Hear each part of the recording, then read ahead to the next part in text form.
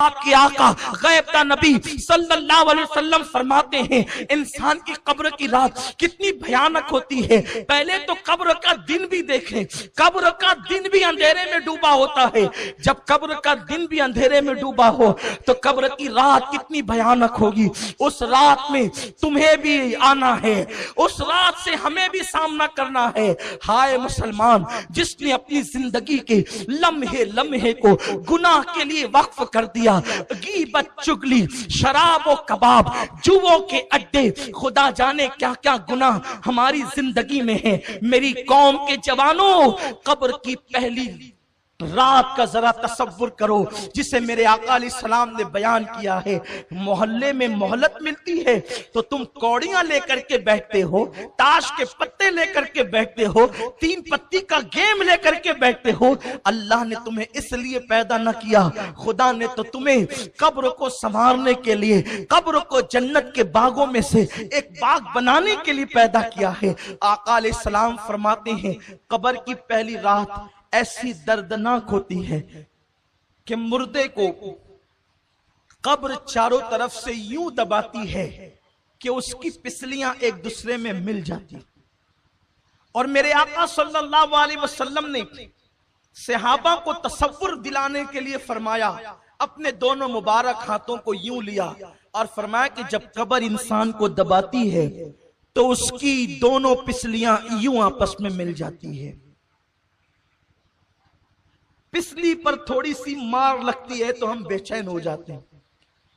اے میری قوم کے جوانوں, گناہ کرنے والوں, اللہ کو ناراض کرنے والوں, رب کو غضب کی دعوت دینے والوں, ذرا سوچو, اگر صرف قبر کا دبانا ہی ہوتا اندر تو یہی عذاب ہمارے لیے کافی تھا.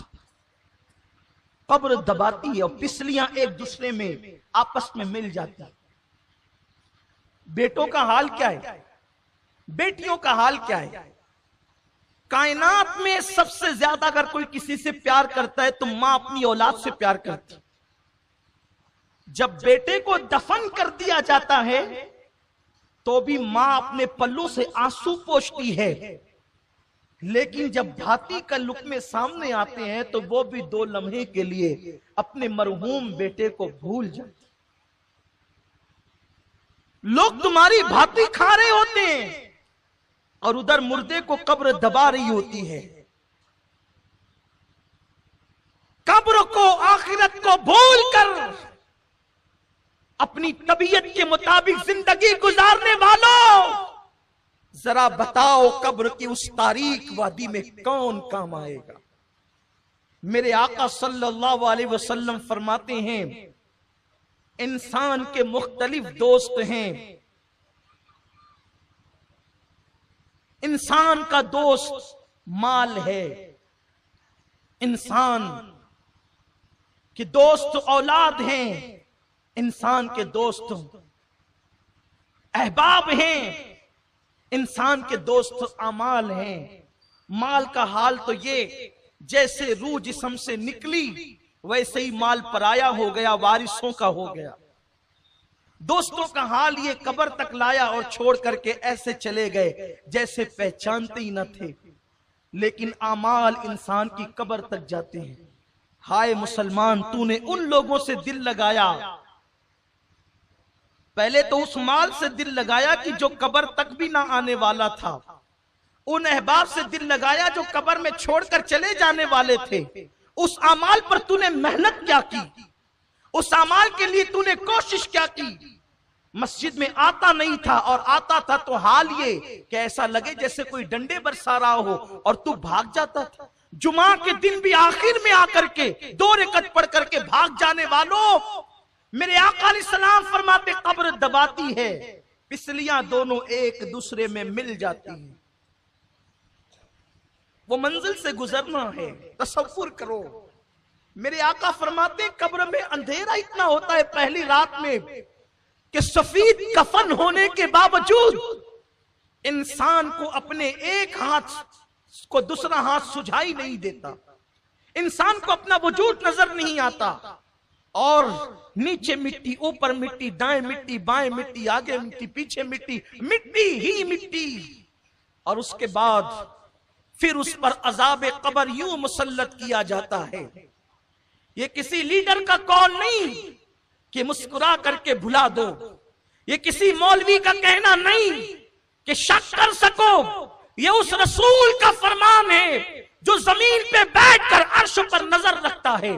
یہ اس رسول ہاشمی کا فرمان ہے جس کی نگاہ سے خدا کی ذات نہ چھپی، اس کی نگاہ سے قبر کی بات کیا چھپ سکتی ہے.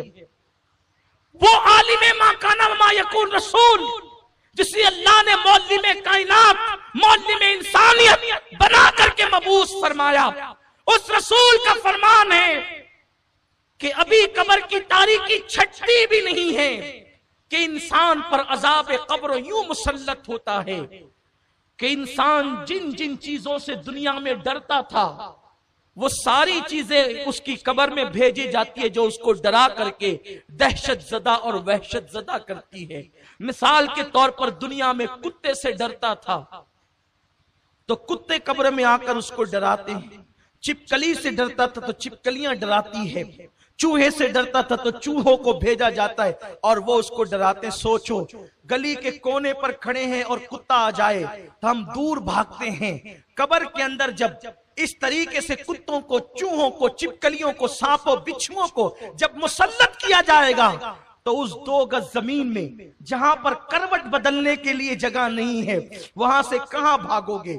چیخو گے آواز کہاں تک پہنچے گی؟ چلاؤ گے آواز کہاں تک جائے گی؟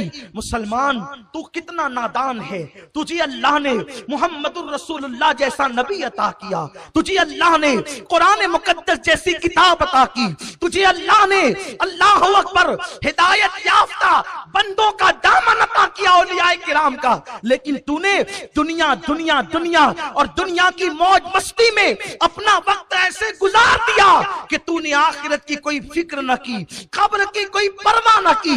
ہاں اگر تجھے وقت ملتا تو تو گناہوں میں ڈوب جاتا. تو نے آخرت کے لیے کیا کیا؟ تو نے قبر کے لیے کیا کیا؟ اللہ کے پیارے حبیب غیب دا نبی صلی اللہ علیہ وسلم فرماتے ہیں مردہ اسی سے ہراساں ہوتا ہے، پریشان ہوتا ہے کہ اس کے پیر کی طرف سے عذاب آتا ہے، اس کے سر کی طرف سے عذاب آتا ہے، اس کے کانوں کی طرف سے عذاب آتا ہے، اس کے ہاتھوں کی طرف سے عذاب آتا ہے اور چو طرف سے عذاب آ کر کے اس کو اپنی لپیٹ میں لے لیتا ہے. اللہ کے پیارے حبیب غیب دا نبی صلی اللہ علیہ وسلم فرماتے ہیں حال یہ ہوتا ہے کہ اگر اس نے ایک وقت کی نماز کبھی جان بوجھ کر جاگتے میں قضا کر دی تھی، چھوڑ دی تھی، تو ایک وقت کی نماز چھوڑنے کے بدلے میں اس پر 99 سانپ مسلط کیے جاتے ہیں، جس میں سے ایک ایک سانپ کی طاقت کا عالم یہ ہے کہ اگر وہ کسی پہاڑ پہ ڈنک مارے تو پہاڑ ریزہ ریزہ ہو جائے، اگر وہ دنیا میں پھنکار دے تو اس کی پھنکار کی گرمی سے دنیا کے سارے انسان مر جائیں. ایسے 99 سانپ اس مردے پہ مسلط کیے جاتے ہیں. اس کے بعد ایک فرشتہ جو آنکھ سے دیکھتا نہیں، جو کان سے سنتا نہیں، جو زبان سے بولتا نہیں، گونگا بہرا انڈا فرشتہ اس پہ مسلط کیا جاتا ہے اور نماز چھوڑنے کی وجہ سے صرف ایک گوزا جب وہ اس کے وجود پہ مارتا ہے تو وہ ایسے پس جاتا ہے جیسے چنے پہ ہتھوڑا مارنے سے چنا پس جاتا ہے. رات کے 2-3 بجے تک جگ کر کے نماز فجر ترک کرنے والوں ذرا اس چابک اور اس گوزے کا تصور کرو، سوچو اور غور کرو کہ کیا یہ نازک وجود، یہ چھوٹا سا جسم کیا اللہ کے عذاب کو برداشت کر سکے گا؟ کیا رب تبارک و تعالیٰ کے عذاب کو برداشت کر سکے گا؟ نہیں اور ہرگز نہیں. تو پھر یہ رنگریلیاں کیوں ہیں؟ یہ طبیعت کے مطابق زندگی کیوں ہے؟ یہ گھروں پہ لگے ہوئے تمہارے اینٹینے، یہ اینٹینے نہیں، یہ ایریل نہیں، یہ جہنم کے سامان ہے. تمہارے گھروں کی رنگین ٹیویاں جو تمہیں ڈش لگانے پہ مجبور کرتی ہے، تمہارے بچے جو تمہیں مجبور کرتے ڈش لگانے پر، اس میں 100 سے زائد چینل پر گندی کی ننگی اور آوارگی کی فلمیں دیکھنے والوں، یہ صرف تمہیں نہیں بلکہ تمہاری پوری اولاد کو جہنم کا ایندھن بنانے کے لیے راہ جہنم پر لے کر کے جا رہے ہیں۔ خدا را ذرا اپنے حال پہ رحم تو کرو۔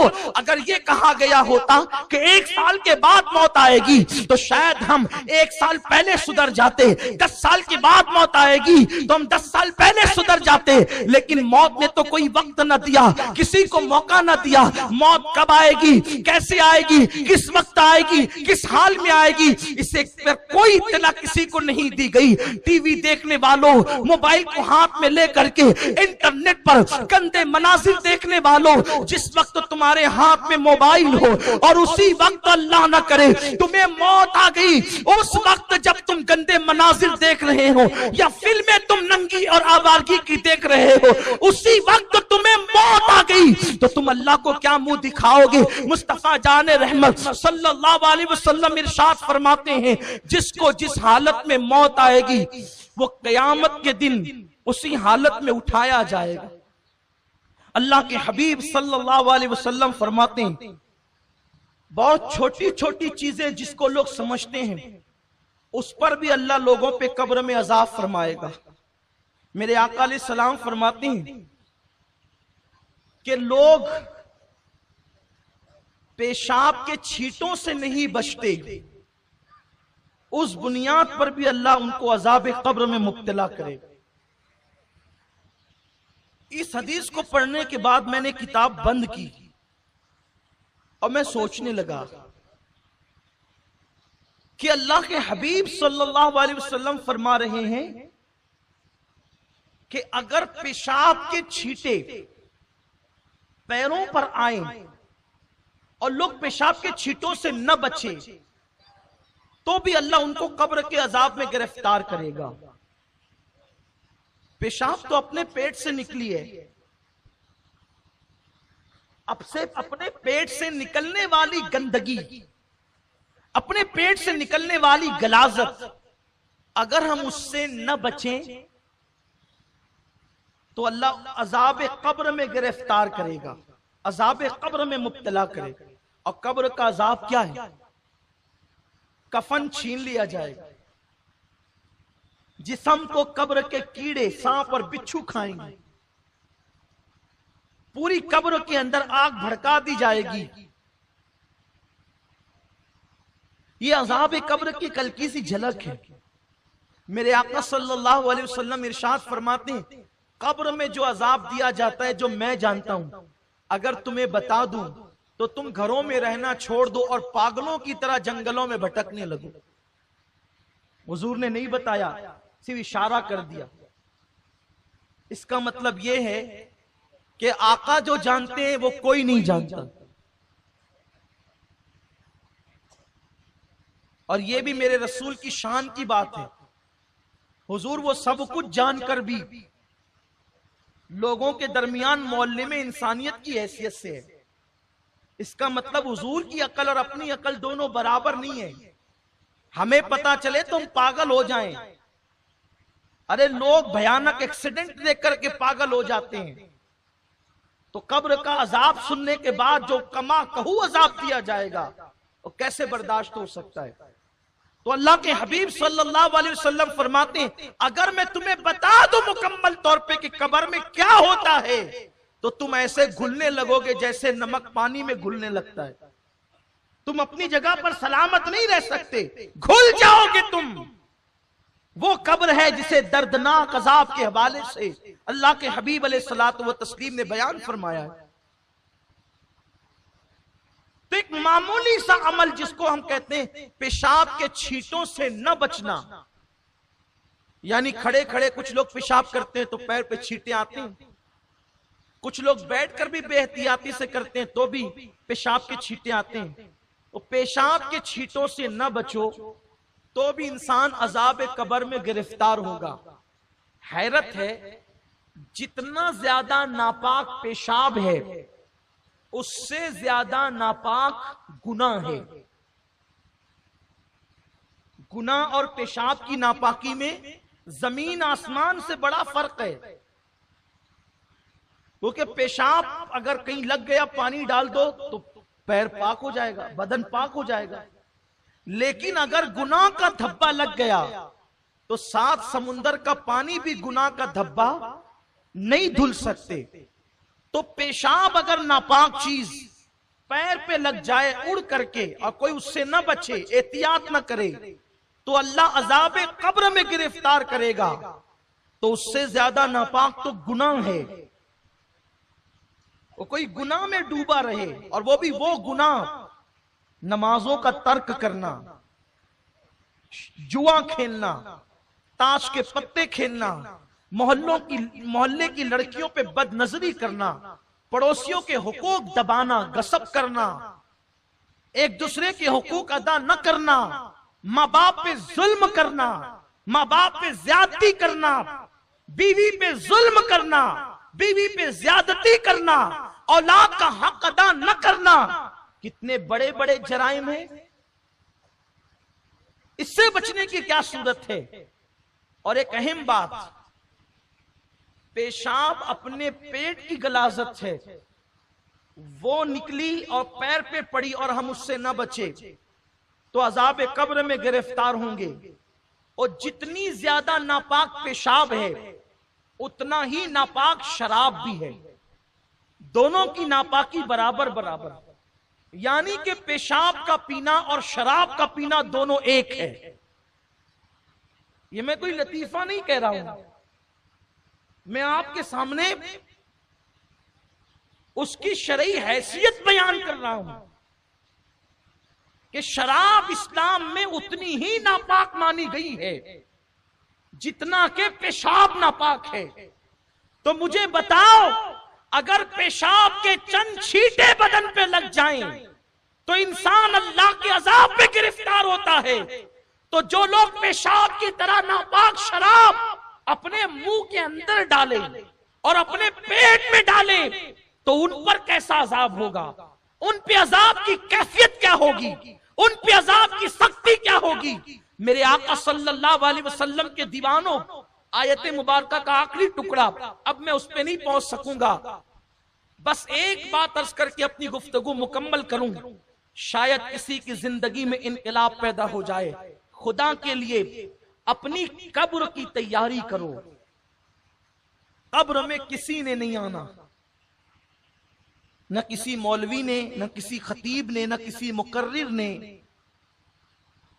نہ کسی دوست نے، نہ کسی ماں باپ نے، نہ کسی یار نے، لیکن یہ بات حق ہے جس کو ضرور کہوں گا کہ قبر میں کسی نے نہیں آنا، لیکن قبر میں مدد کے لیے آمنہ کے لال نے ضرور آنا۔ اسی لیے قبر کی تیاری کا سب سے بنیادی سبجیکٹ ہے کہ جو آنے والا ہے اس سے اپنا کانٹیکٹ بنا کے رکھو، جو آنے والا ہے اس سے کانٹیکٹ بنا کے رکھو، اس لیے کہ اگر رابطہ بنا رہے گا تو وہاں بگڑی بن جائے گی۔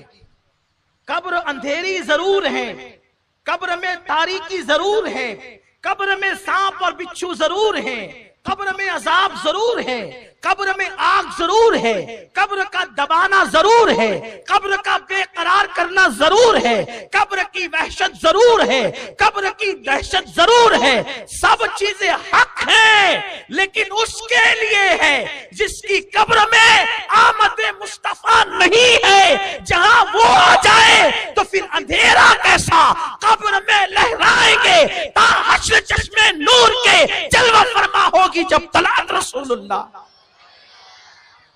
اس لیے ان سے رشتہ جوڑے رکھو، ان سے رابطہ بنا کر کے رکھو۔ رابطہ کیسے بنے گا؟ نعرہ بھی لگائیں، شراب بھی پیئیں تو رابطہ بنا رہے گا، نعتیں بھی پڑھیں، کیرم بھی کھیلیں، گلیوں میں بیٹھ کر کے کوڑیاں بھی کھیلیں اور خود فتوے بھی دے کہ جائز ہے، ٹھیک ہے، اب آپ کے فتوے پہ عمل ہوگا۔ اللہ کے حبیب صلی اللہ علیہ وسلم فرماتے ہیں ایک زمانہ ایسا آئے گا قریب قیامت کہ جاہل لوگ فتویٰ دیں گے اور وہ خود بھی गुमराह होंगे और दूसरों को भी गुमराह करेंगे। आका अलैहिस्सलाम फरमाते हैं ऐसे लोगों के पास न बैठना। फतवा देना मुफ्ती का काम है, आपका नहीं। लेकिन मैं समझता हूं बेचारे मुफ्ती साहिबान तो फतवा बहुत कम देते हैं। होटलों पे बैठे हुए हमारी अवाम फतवे ज्यादा देती है, और वो भी बिदअत और शिर्क के फतवे से कम तो कोई फतवा है ही नहीं। और उस बेचारे से पूछो भैया एहसान कर जरा बता कि बिदअत की तारीफ क्या है, वो बता भी नहीं सकेगा, बल्कि बिदअत का मखरज नहीं बता सकता, और वो बिदअत का फतवा देता है। बल्कि बेचारा बिदअत को बिदअत कहता है, यानी उसे अल्फाज का तलफ्फुज नहीं पता, इतना जाहिल है। और इतना जाहिल है कि उससे कहो कि तू जाहिल हो के फतवा देता है, तो पलट के कहता है मैं इतना भी जाहिल थोड़ी हूं। यानी कि उस जाहिल को अभी जाहिल के तलफ्फुज में याद नहीं है, और वो फतवा शिर्क और बिदअत से कम का देने तैयार नहीं। किस पर? वो भी जो चीजें कुरान और हदीस से साबित है उस पर फतवा। खड़े होके सलाम पढ़ना बिदअत, फातिहा देना शिर्क। कि ये काम आपका है ही नहीं मेरे भाई, तू अवाम में से है, अपनी औकात में रहे। लोगों ने तख्ते मश्क अगर किसी को समझाए तो शरीयत को समझाए। हर अवाम में कुर्सी पे बैठने वाला क्लिनिक खोल के बैठता है कि चलो आज होटल पे बैठ करके एक चाय पिएंगे और साथ ही किसी डॉक्टर की बैग भी लेके बैठेंगे, जो आता जाए सुई लगाते जाओ, इंजेक्शन लगाते जाओ, टेबलेट लेते जाओ। नहीं होगा ऐसा। हो सकता है, हंसने की बात नहीं, जरा गौर करें, हो सकता है, नहीं हो सकता। लेकिन जब के कोई गैरे डॉक्टर अगर सुई लगा दे तो बोलो खतरा किसे है? बोलो जान को खतरा है। गैरे डॉक्टर टेबलेट दे दे, खतरा किसे है? बोलो जान को है। तो जाहिल लोग होटल पे बैठकर डॉक्टर का काम नहीं करते, जाहिल लोग होटल की कुर्सी पे बैठ के वकील का काम नहीं करते, फिर जाहिल लोग होटल पे बैठ के मुफ्ती का काम क्यों करते हैं? अगर जाहिल होटल पर बैठ करके डॉक्टर का काम करें तो जानों को खतरा हो जाए, और जाहिल लोग होटलों पे बैठकर मुफ्तियों का काम करें तो फिर जान को नहीं ईमान को खतरा हो जाए। इसलिए और सुनो, मुफ्ती कौन है किससे पूछा जाए? हर एक के नाम के साथ जो मुफ्ती का टाइटल हो वो थोड़ी मुफ्ती होता है। वरना हमने तो कश्मीर में एक औरत के साथ मुफ्ती का सरनेम पढ़ के मैंने एक साथी से कहा यार ये औरत कितनी खुश नसीब है कि मुफ्ती बन गई। तो मेरे साथियों ने हंस करके कहा सैयद साहब वो मुफ्ती इल्म के एतबार से नहीं है बल्कि उसका सरनेम है। मैंने कहा या अल्लाह, मुफ्ती भी सरनेम होता है? तो हर एक के नाम के साथ टाइटल मुफ्ती का लग जाए, अल्लामा का लग जाए, मौलाना का लग जाए, उससे नहीं पूछ सकते फतवा। कुरान से पूछो फतवा किससे पूछ सकते? तो कुरान कहता है फसअलू अहल ज़िक्र इन कुंतुम ला तालमून, उन्हीं से पूछो जो अहले ज़िक्र है।